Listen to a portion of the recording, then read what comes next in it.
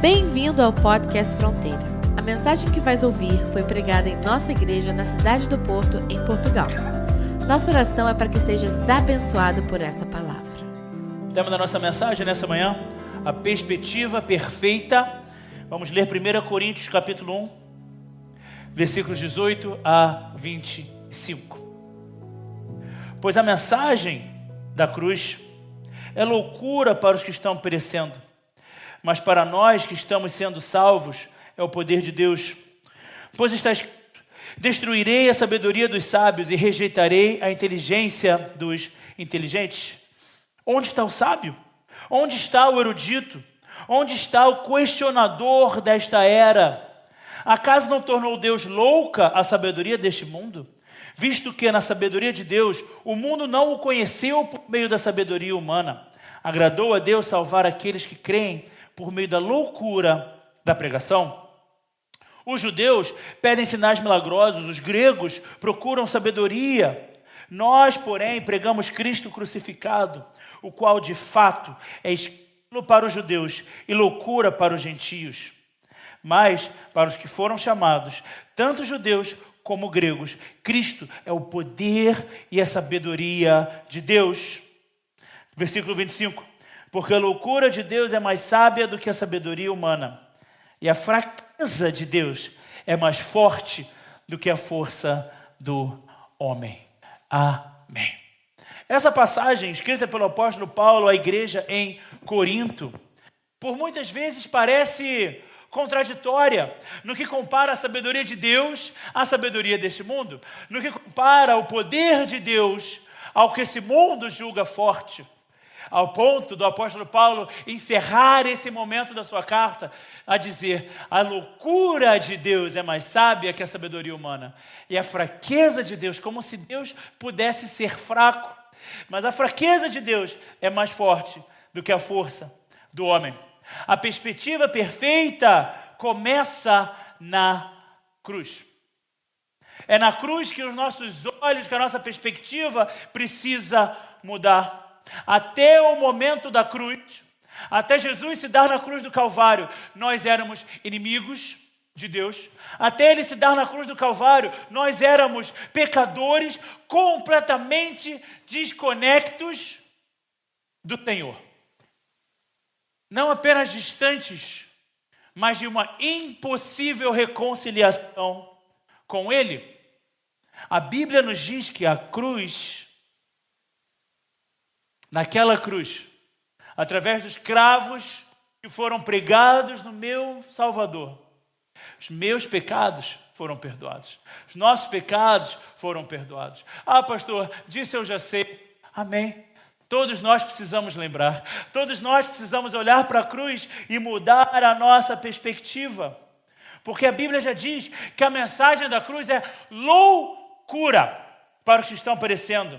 Mas para nós que estamos salvos, é o poder de Deus. Muitas pessoas escolhem viver pela sua própria vontade. Conhecem a Deus, foram salvas por Jesus Cristo, ouviram a mensagem do Evangelho, a pregação do Evangelho, mas escolhem fazer o seu próprio querer, porque a mensagem da cruz é loucura. Não faz sentido. Por tantas vezes eu já me peguei conversando com jovens, conversando com pessoas e diziam: mas não faz sentido, a cruz não faz sentido. Não faz, é loucura para quem está perecendo.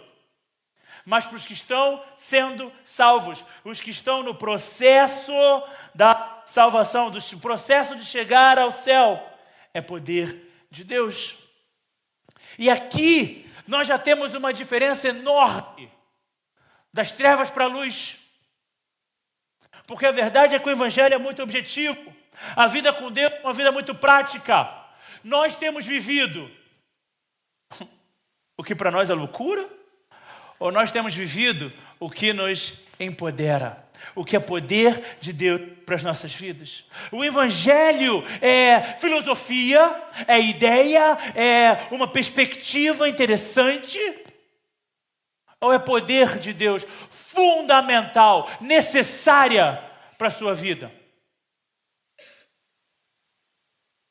Porque, sinceramente, e ideias estão se enganando. Crentes de ideologias e filosofias e não chegam a lugar nenhum. O próprio apóstolo Paulo escreve que o evangelho não é um evangelho de palavras, mas de poder. O evangelho precisa ser ativo, precisa ser vivo nas nossas vidas. Mas tem sido. Nós temos vivido, porque para nós que estamos sendo salvos é poder de Deus. Nós temos vivido vidas de poder, ou nós temos vivido vidas de loucura? O evangelho, a vida com Deus para nós é uma opção ou é necessidade?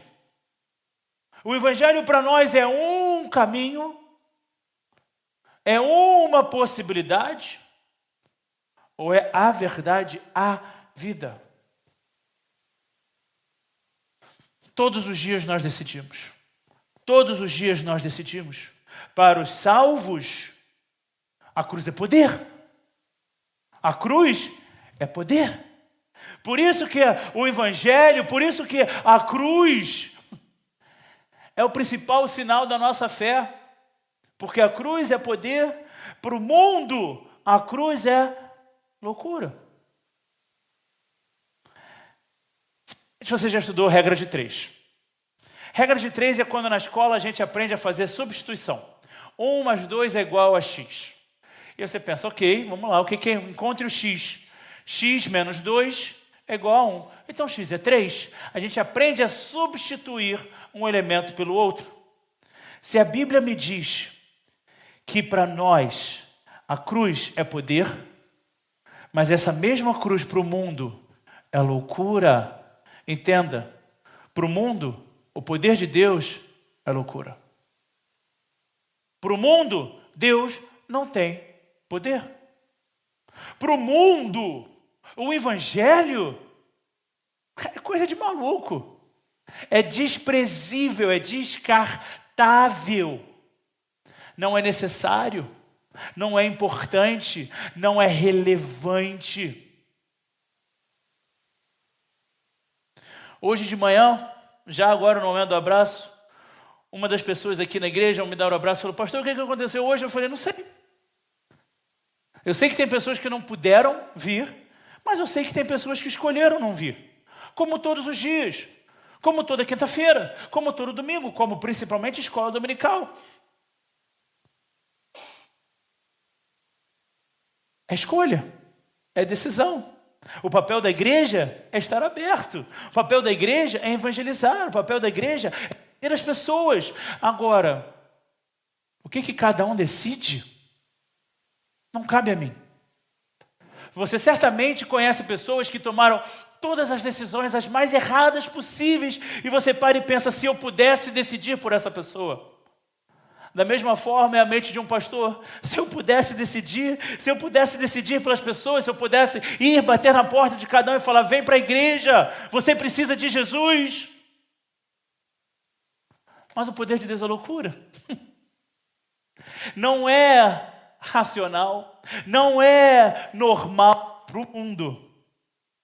Para a nossa natureza pecaminosa, o poder de Deus, sei lá. Eu não foco muito nisso, não. Já conheci muitos crentes que falaram exatamente isso. Eu sigo a Bíblia, eu conheço alguns versículos de cor, mas eu não foco muito no poder, não. Eu não foco muito no sobrenatural. Eu vivo a minha vida, eu sou um bom cidadão, eu sou um bom marido e eu sou uma boa pessoa. O evangelho não separa boas pessoas de más pessoas. O evangelho separa pecadores de resgatados. O evangelho não separa o bonzinho do malzinho. O evangelho separa quem quer e quem não quer. Aquele ladrão na cruz, de um lado dizendo, Senhor, lembra-te de mim quando chegares no paraíso. E o outro dizendo, é mais um de nós, é mais um que não vale nada para estar nessa cruz conosco. Os dois eram ladrões. A Bíblia nos diz ladrões, Mas para ter sido crucificados, fizeram coisas muito sérias. Não eram boas pessoas, os padrões do mundo. Mas um quis e o outro não. E Jesus disse para aquele que quis: hoje mesmo estarás comigo no paraíso. Diz o tolo em seu coração: Deus não existe. Corromperam-se e cometeram atos detestáveis. Não há ninguém que faça o bem.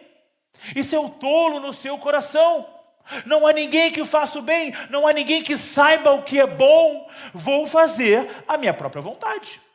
Se não há ninguém que possa me guiar, se não há ninguém que seja perfeito, se Deus não existe, vou fazer o que eu quero.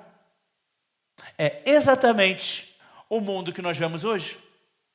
As pessoas fazem o que querem, e quem não concorda é hater. Quem não concorda, é ódio, me odeia o meu jeito de viver, odeia as minhas próprias decisões. Mas a Bíblia já começa a dizer aqui no Salmo 14, versículo 1, diz o tolo no seu coração: Deus não existe, corromperam-se, cometeram atos detestáveis, não há ninguém que faça o bem. Esse mundo que nós vivemos é corrupto, esse mundo é mau. Todos que são pais e mães aqui me digam, quando vocês ensinaram seus filhos a mentir? Nunca, mas eles aprenderam. De alguma forma, eles desenvolveram a mentira. Quando é que você ensinou seu filho ou sua filha a desobedecer? Nunca. Mas como é que eles desobedecem então? Esse mundo é mau. Esse mundo é corrupto. Nós estamos rodeados de corrupção. Nós estamos rodeados do que a própria Bíblia já diz: a árvore boa não pode dar frutos ruins, nem a árvore ruim pode dar frutos bons.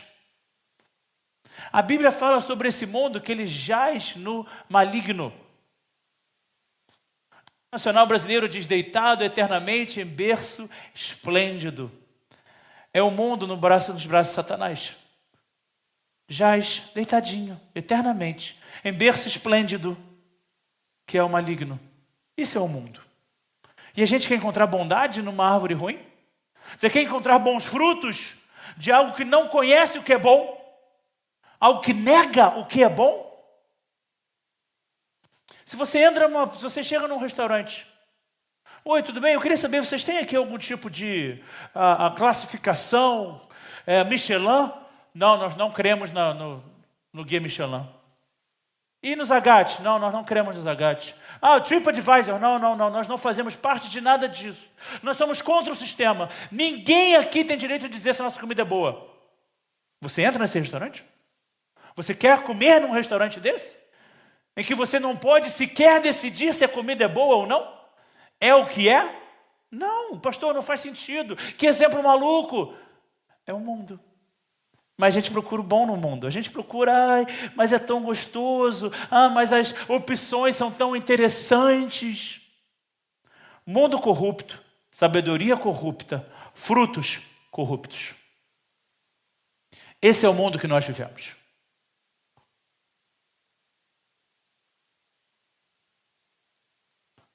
Corrupto. Mundo corrupto, sabedoria corrupta, frutos corruptos. Em nome de Jesus, querido, não permita ao mundo ditar-te como viver. Não permita ao mundo te dizer: isso pode, isso não. Porque tudo que o mundo vai fazer é pegar a palavra de Deus, é pegar a Bíblia e rasgar. Tudo que o mundo vai fazer é negar a palavra de Deus. Os grandes pensadores que revolucionaram o mundo contra opositores à palavra de Deus. O mundo ama Karl Marx. Karl Marx era profundo rejeitor da palavra de Deus. Não apenas a rejeitava, mas queimava Bíblias. Dizia que a religião é o ópio do povo, é uma imaginação com que as pessoas ficam fora de si. negava, se opunha à palavra de Deus. Todos os grandes pensadores desse mundo vão contra a palavra de Deus, mas querem te dizer como viver. O jeito certo de viver é o meu. O jeito certo de viver é o que eu estou escrevendo. O jeito certo de viver é o que eu acho que é. O jeito certo de viver, que todos vocês devem viver, é o que eu imaginei que é. Mas a Bíblia é errada. Mas a Bíblia é antiga. Mas a Bíblia é cheia de falhas. Mas a Bíblia foi escrita por homens. Ora, me diz alguma religião que não tenha começado com algum homem? Qualquer uma. Porque o Evangelho segundo Allan Kardec. Não, mas o Espiritismo é bom. Porque o budismo, porque o não sei das quantas, porque Maomé, que era um mercador que juntou princípios de diversas religiões, de diversos lugares, para criar a sua própria religião. Mas isso é bom, isso é correto, isso é santo. A Bíblia, não.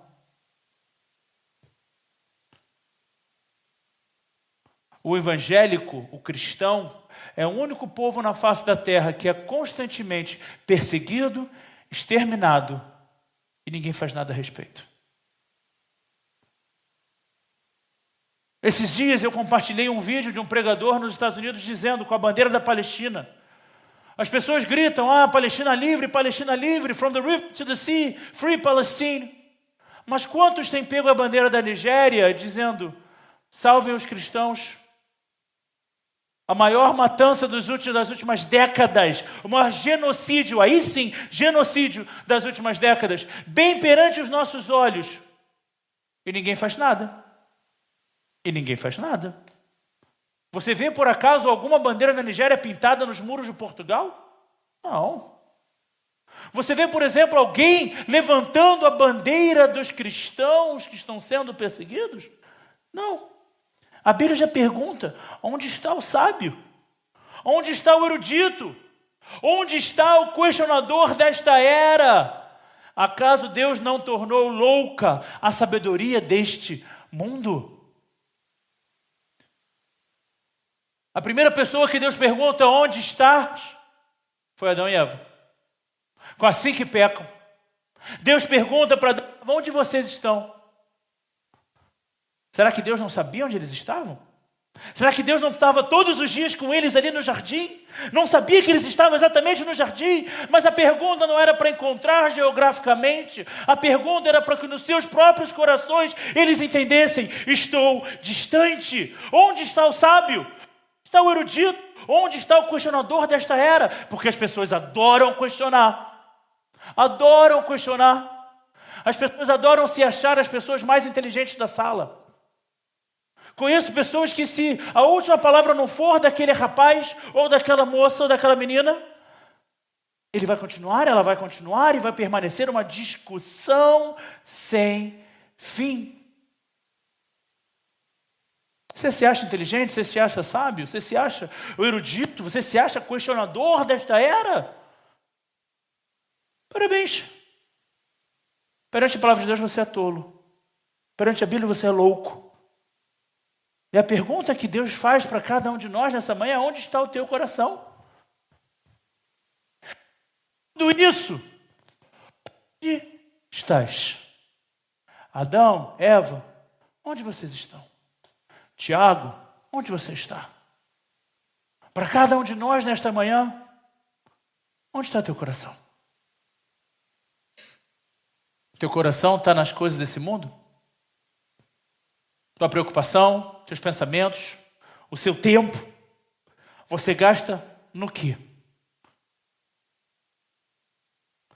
Não ser sábio para o mundo. A sabedoria do mundo vai te dizer, vire suas costas para Deus. A sabedoria do mundo vai te dizer, Oséias diz, venham, voltemos para o Senhor. Ele nos despedaçou, mas nos trará cura. Ele nos feriu, mas sarará as nossas feridas. Pergunta para qualquer um aí no mundo. Você volta para um Deus que te despedaçou? Você volta para um Deus que te feriu? Não, jamais. Claro que não, claro que não. Não volto, não retorno. Oséias diz, venham, voltemos. Ele nos feriu. Quem pega essa passagem sozinha, quem pega essa passagem de forma isolada, olha só, um Deus que fere, olha só, um Deus que faz mal. Quando que na verdade o profeta Oséias fala, voltemos ao Senhor, porque por meio dos nossos próprios pecados, por meio da nossa própria indignação, por meio da nossa própria insubordinação a Ele, nós sofremos as consequências dos nossos erros, mas Ele nos trará cura, mas Ele sarará as nossas feridas. Independente do que tenha acontecido na tua vida, volte para o Senhor. Mesmo quando você for machucado, volte para o Senhor. Mesmo quando as coisas não acontecerem como você espera, volte para o Senhor. E aí Abacuque me diz, mesmo não florescendo a figueira, e não havendo uvas nas figueiras, mesmo nas videiras, mesmo falhando a safra de azeitonas e não havendo produção de alimento nas lavouras, nem ovelhas no curral, nem bois nos estábulos, ainda assim eu exultarei no Senhor e me alegrarei no Deus da minha salvação. Ainda que pela perspectiva do mundo deu tudo errado, ainda assim eu me exultarei no Senhor. Ainda assim, alegra-te no Senhor. Mesmo quando for... Complementa as lacunas. Você sabe o que você tem passado na sua vida. Mesmo quando... Alegra-te no Senhor. Alegra-te no Senhor.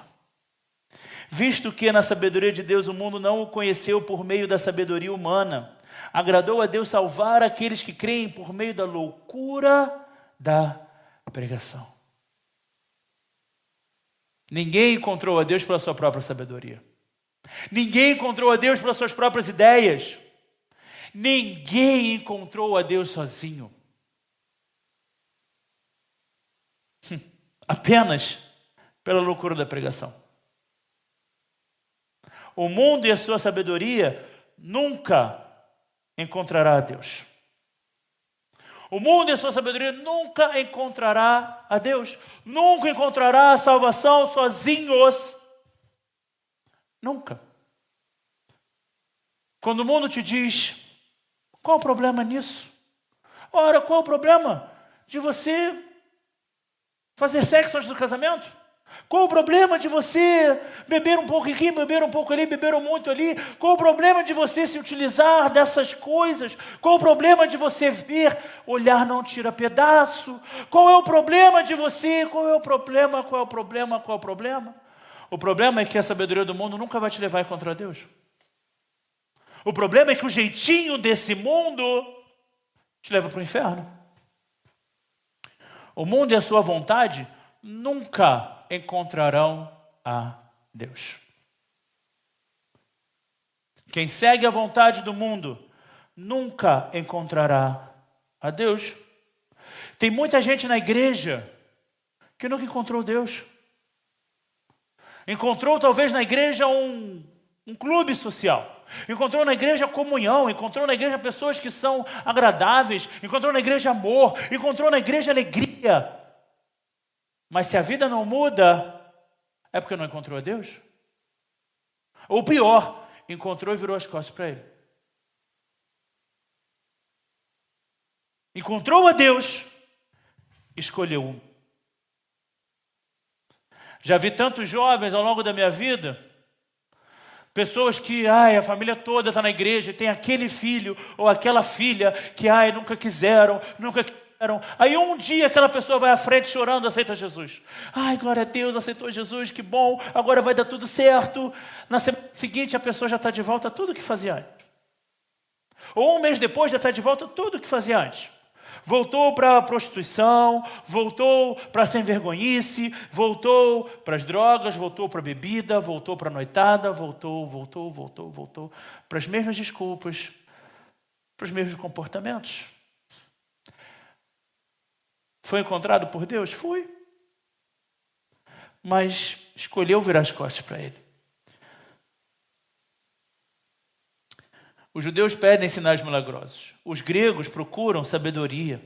Nós, porém, pregamos Cristo crucificado, o qual, de fato, é escândalo para os judeus e loucura para os gentios. Mas para os que foram chamados, tanto judeus como gregos, Cristo é o poder de Deus e a sabedoria de Deus. O que para esse mundo é escândalo, o que para esse mundo é loucura, é na verdade salvação. Tudo que é oposto aos caminhos desse mundo é a vontade do Senhor. É muito perigoso quando a igreja quer se adaptar à cultura. É muito perigoso quando a igreja quer ser muito amiguinha do mundo. O papel da igreja, desculpa a minha sinceridade, mas é o que a Bíblia diz, o papel da igreja é escândalo e loucura. É o que esse mundo não entende, é o que esse mundo não sequer suporta. Moisés, quando desce do monte do encontro com o Senhor, sua face brilhava como a de um anjo, e as pessoas tiveram que encobrir os seus olhos, porque não podiam olhar para ele. Presença de Deus, santidade, comprometimento, poder de Deus sobre a vida de Moisés naquele momento. Estevão sendo apedrejado a ponto de morte. A Bíblia diz que as pessoas olhavam para a face dele brilhava como a de um anjo. E eles continuaram atacando pedras, cobrindo seus olhos, para não olhar para Estevão. O mundo não suporta a presença de Deus. Não suporta no sentido de, não consegue suportar, porque a presença de Deus é maior. E suporta no sentido de, não sabe lidar, não quer lidar, odeia a presença de Deus. E para o mundo é escândalo, para nós é salvação. E para o mundo é loucura, para nós é salvação, é a vontade de Deus. Deus nunca satisfará as vontades deste mundo. O que significa que muitas vezes, quiçá a maioria das vezes, nós teremos que aprender a dizer não para as nossas próprias vontades, para os nossos próprios desejos. Porque Deus não satisfará as minhas vontades carnais. Deus não satisfará o que eu quero. Jesus não queria ir para a cruz. Ele pediu ao Pai, se possível, passa de mim esse cálice. Mas ele foi. Talvez se nós pudéssemos escolher hoje, se eu perguntasse para cada pessoa que se diz crente, se você pudesse não mandar Jesus para a cruz, se você pudesse escolher, você escolheria Jesus na cruz ou não? Claro que não, porque nós o amamos. Nós não queremos, não é da nosso querer Jesus na cruz, mas foi necessário. Por causa do meu pecado. Eu mesmo sem o querer na cruz, o coloquei lá. Cristo crucificado é a resposta perfeita. A pedra que os construtores rejeitaram, diz Salmo 118, versículos 22 e 23, tornou-se a pedra angular. Isso vem do Senhor e é algo maravilhoso para nós. Para o mundo, para os construtores, para os sábios, para os eruditos desse mundo, é uma pedra rejeitada. Para nós, é a pedra angular. E isto vem do Senhor e é algo maravilhoso para nós. Glória a Deus que a minha salvação não vem dos padrões desse mundo. Glória a Deus que a minha salvação não depende do que esse mundo diz que é bom. Glória a Deus, o meu Salvador não é influencer de rede social. Senão só seria salvo quem tivesse o corpo perfeito. Só seria salvo quem fosse milionário antes dos 30. Só seria salvo quem fosse X, Y, Z. Os padrões desse mundo. Mas não, ele foi a pedra rejeitada. Ele foi rejeitado pela sabedoria desse mundo. O que significa que a nossa salvação também demanda rejeição. Se eu quero ser como Jesus, eu também preciso ser rejeitado pelos construtores desse mundo. Se eu quero ser como Jesus e chegar ao céu e fazer a vontade de Deus, que é loucura e escândalo para esse mundo, eu também vou ser rejeitado por esse mundo. And that's okay. Ainda que por vezes difícil, a vida com Deus é a melhor decisão.